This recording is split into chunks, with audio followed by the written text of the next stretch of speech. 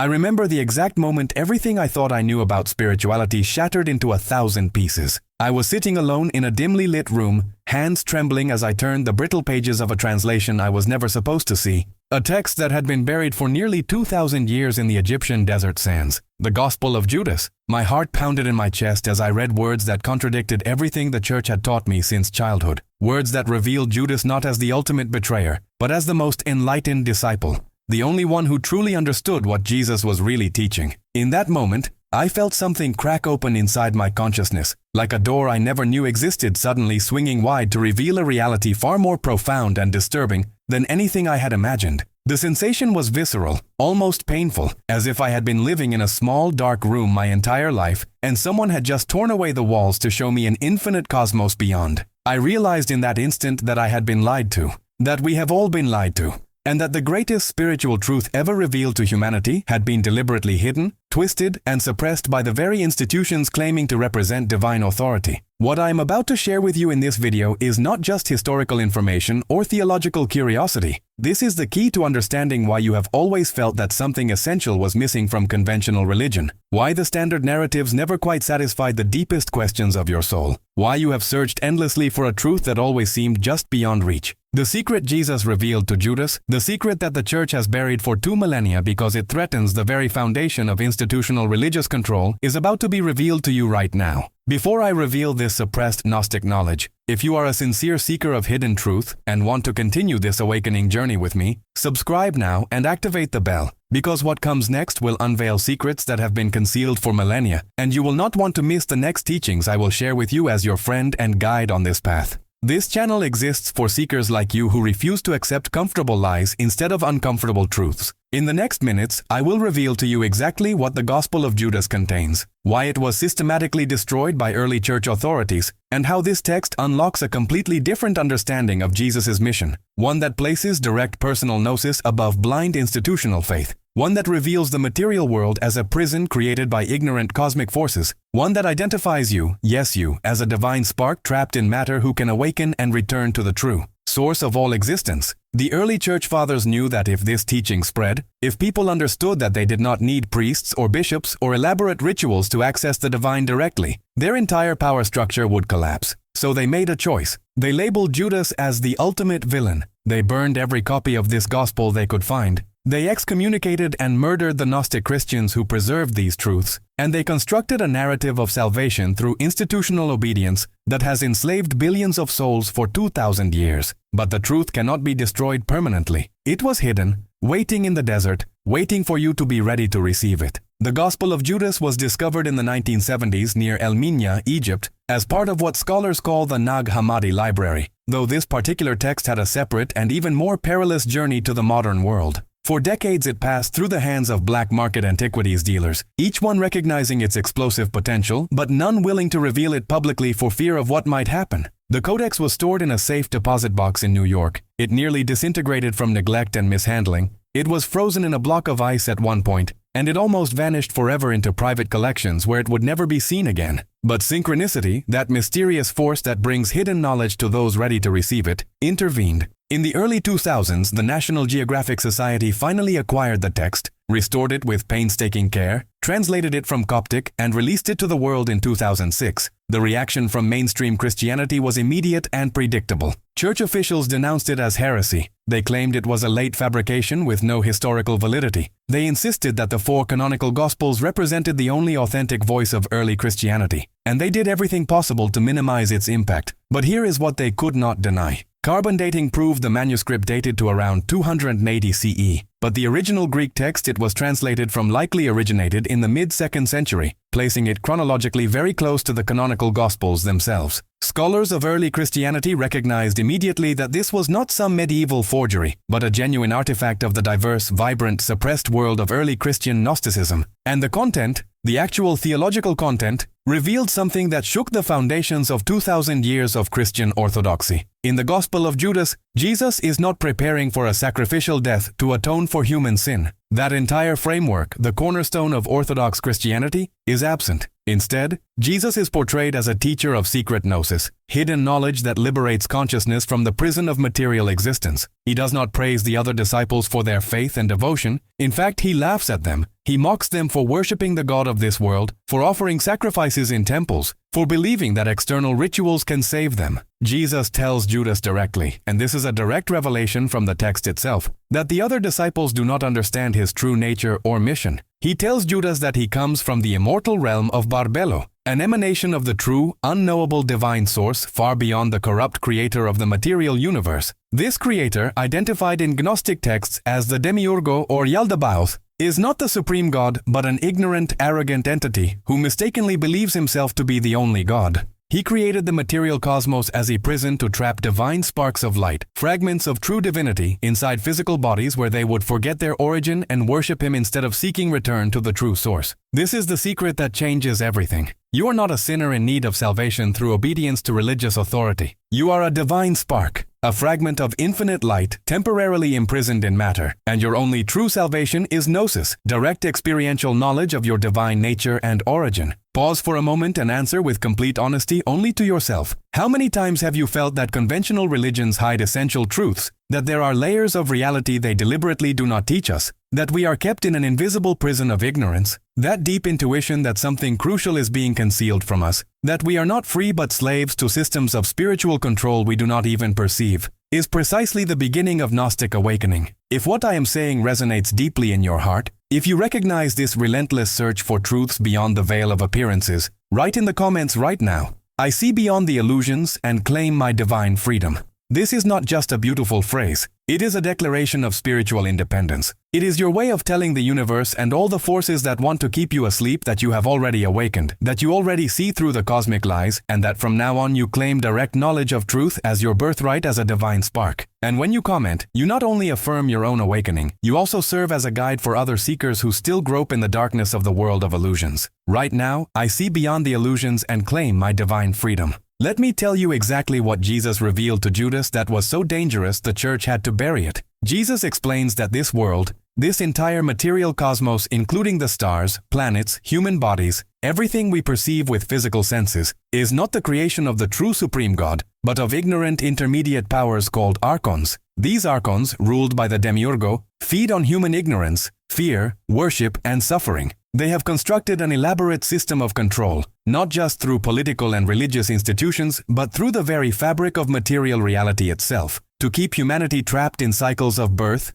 death, forgetfulness, and re-imprisonment. The vast majority of humanity lives in complete ignorance of this condition, accepting the material world as the only reality, worshipping the false god who created it, and never awakening to the divine spark within that remembers a higher home. But some souls, and this is where the secret becomes intensely personal, retain a faint memory of their true origin. They feel it as a persistent sense of not belonging, a spiritual homesickness that no earthly satisfaction can cure, a hunger for transcendent truth that organized religion never satisfies. If you have always felt this way, if you have always sensed you do not truly belong to this world, if conventional religious teachings have always felt incomplete or even deliberately misleading, it is because you are one of these souls. You are a pneumatic, a spiritual being, a divine spark with the capacity to awaken fully and escape the Archon's prison. Jesus chose Judas, and here is where it gets truly profound, because Judas alone among the disciples possessed this capacity for gnosis. The other disciples, according to the Gospel of Judas, belonged to a lower category of soul. They were psychics, capable of religious devotion and moral behavior, but unable to transcend the material cosmos entirely. They would found the institutional church, they would create rituals and hierarchies and doctrines, but they would not truly understand the secret Jesus came to reveal.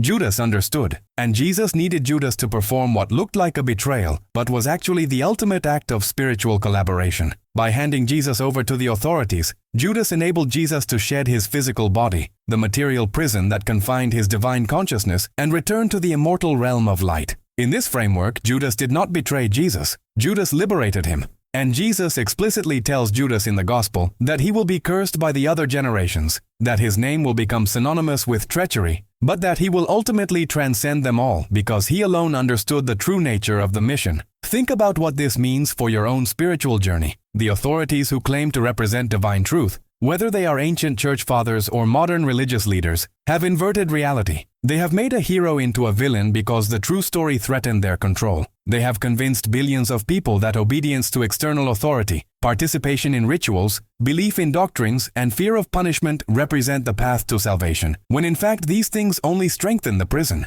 Real liberation comes through gnosis, through direct inner knowledge, through awakening the divine spark that you already are. You do not need a priest to mediate between you and the divine. You do not need to accept teachings on blind faith. You do not need to fear a judgmental God who demands worship and obedience. All of that is part of the Archons system of control. What you need, and this is what Jesus was really teaching, is to turn inward, to recognize the divine light within your own consciousness, to remember your true origin beyond the material cosmos, and to cultivate the gnosis that breaks the spell of forgetfulness. The early Christians who followed this path, the ones we now call Gnostics, created communities of seekers who practiced contemplative techniques to access direct spiritual experience. They did not build cathedrals or establish rigid hierarchies. They met in homes, they shared teachings, they engaged in meditation and visionary practices designed to trigger the awakening of inner gnosis. They read texts like the Gospel of Thomas, which records Jesus saying that the kingdom of God is not coming with signs to be observed. It is not here or there, but it is spread upon the earth and people do not see it.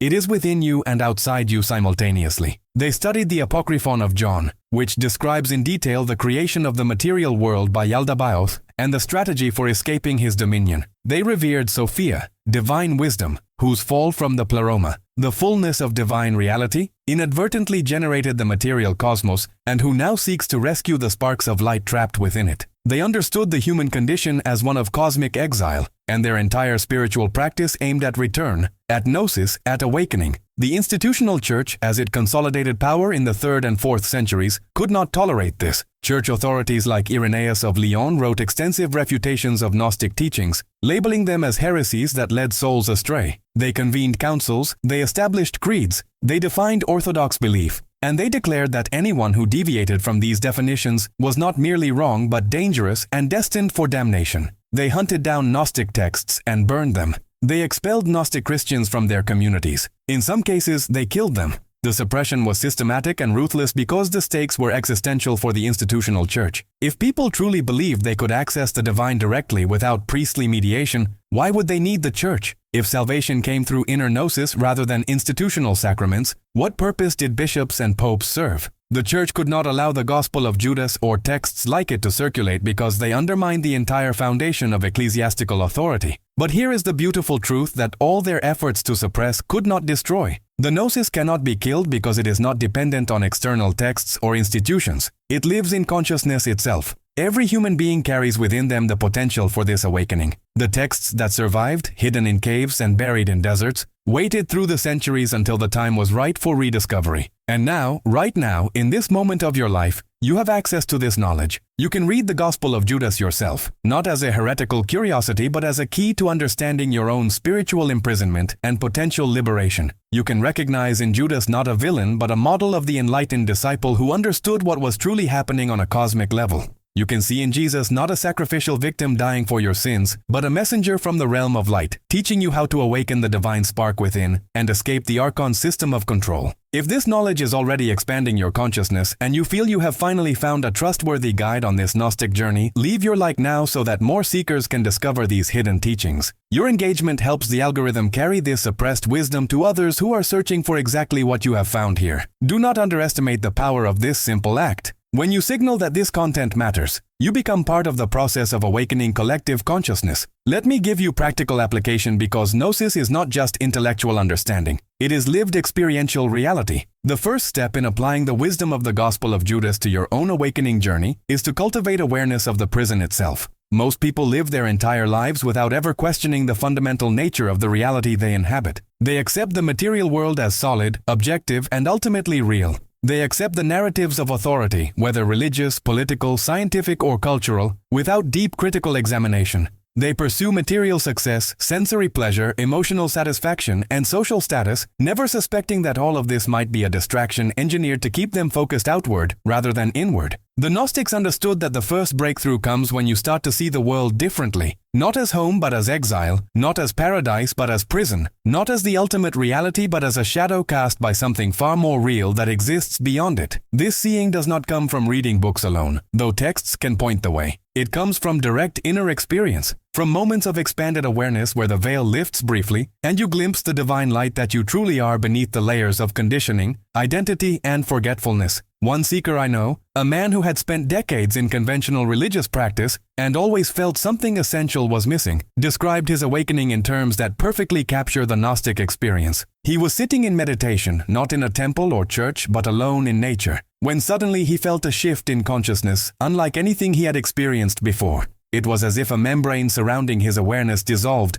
and he found himself perceiving reality from a completely different vantage point. He saw his physical body as a temporary vehicle, not his true self. He saw the thoughts and emotions he had always identified with as passing phenomena, not his true identity. And beneath all of that, or perhaps beyond it, he sensed a presence, a light, a knowing that felt infinitely ancient and yet eternally present. In that moment, he understood viscerally, not intellectually, what the Gnostic texts meant when they spoke of the divine spark. It was not a metaphor, it was a direct perception of his own deepest nature. And with that perception came a recognition that the entire structure of conventional reality, all the systems and institutions and narratives he had been taught to accept, were designed to prevent exactly this kind of awakening. He felt grief for all the years he had wasted chasing external validation and anger at the deception, but also profound gratitude that he had finally broken through. That experience changed everything. He could no longer participate in religious rituals that felt hollow. He could not accept authority figures claiming to mediate divine truth.